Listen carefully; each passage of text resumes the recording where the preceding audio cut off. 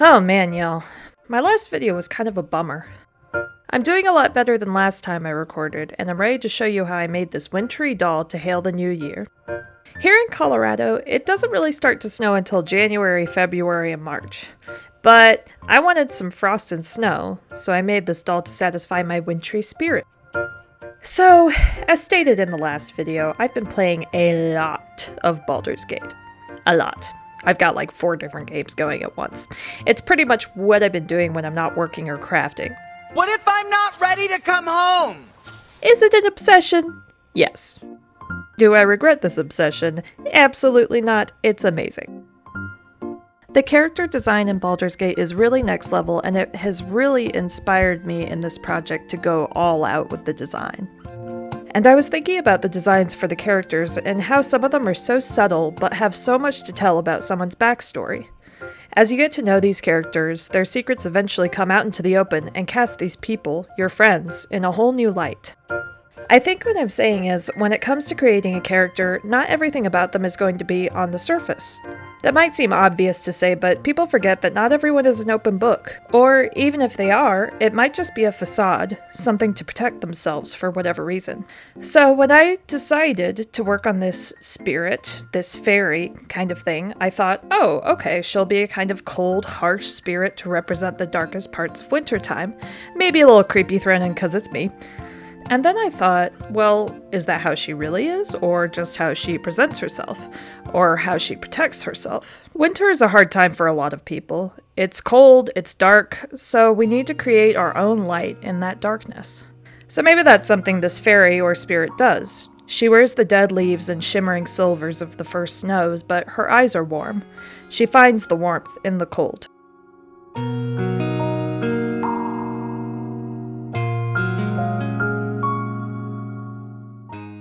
I found these really beautiful shimmery scarf type things, and I picked them apart with my seam ripper. And I discovered that, well, they're made of a kind of synthetic material. And when you hold them up to a candle flame, the edges kind of burn and singe.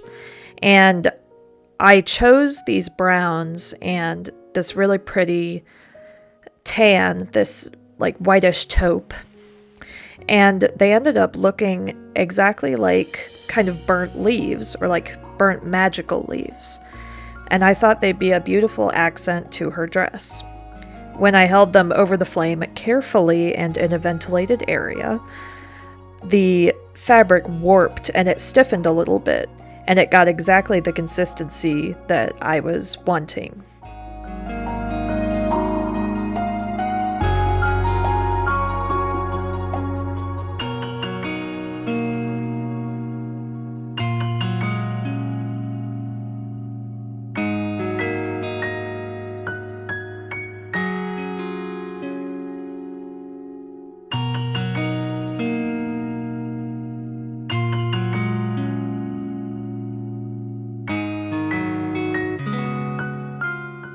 I gathered this skirt that I layered together from a repurposed Barbie underskirt in a really shiny white, and I overlaid it with this really beautiful silver fabric that I got on Amazon. And I gathered the skirt, and it bunched up and billowed really beautifully. It was as full as I wanted it. And my concept art ended up kind of looking a little bit like Odette from Swan Princess, which, not gonna lie, I am here for.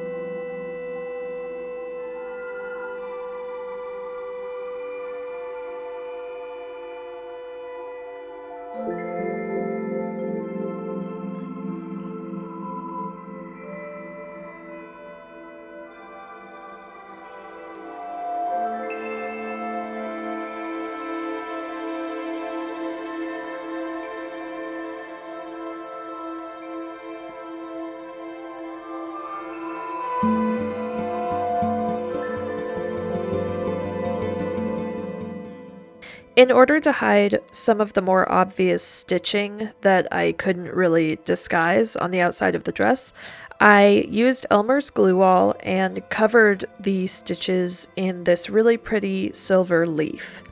And I feel like it really brought the whole design together. I added a few more silver bits over the leaves and over her décolletage, and any bits that just were a little ugly to me.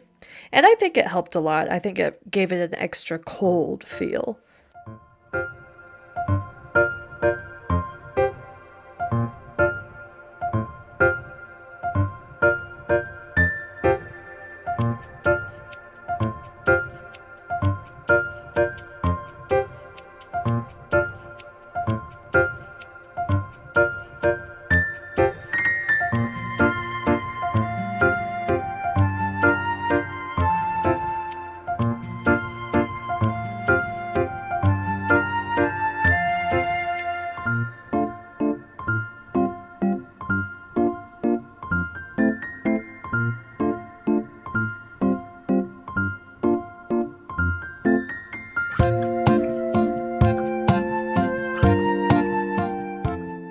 Sorry, this camera angle is a little off. I didn't realize where my camera was facing. So that's just a little technical difficulty on my end.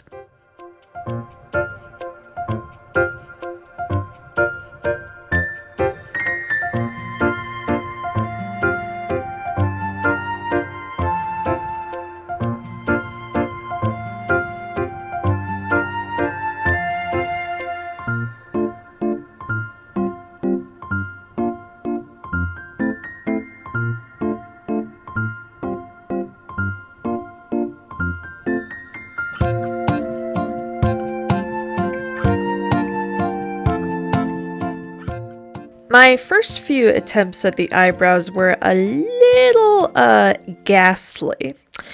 So I ended up just removing them, starting over on the eyebrows. My second attempt is way, way better. I'm really proud of how far I've come as far as my face-ups go, and just my dolls overall. This past year has been full of new experiences, new things for me to learn and to try, and I hope for more this next year.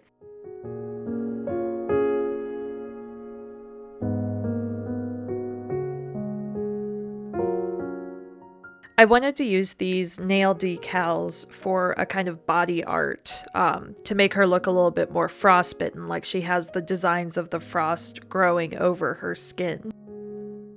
I also wanted to show y'all this little Boromir figurine my sister got me for Christmas. I love him, he's so cute. And now he sits on my desk to keep me company. And this is what I was talking about earlier about covering up the stitches that were showing on the dress and the sleeves. I just took a little bit of Elmer's glue all, just regular school glue, and dabbed a little bit in kind of patchy sections so that the leaf would not just be clumped together, so it would kind of spread out in a way.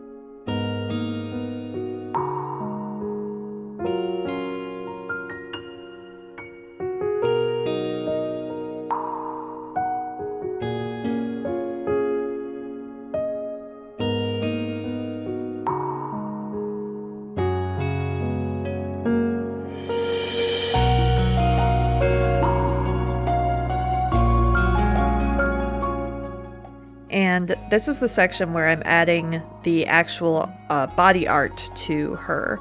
I first covered her skin in Duraclear Ultra Matte Varnish just to give it a nice textured surface to lay on and stick to. And then after I added the decals, I did another layer of the matte varnish just to seal it all in and make sure that it wasn't too shiny.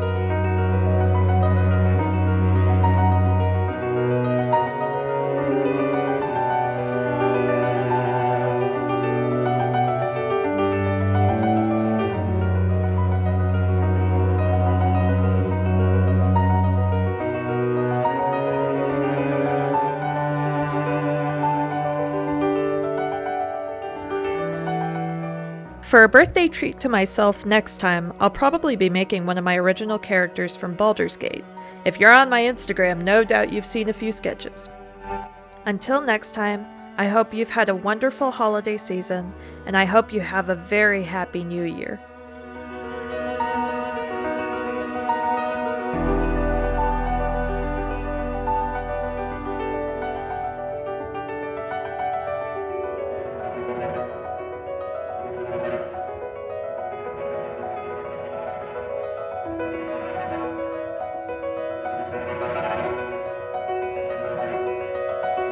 Bye.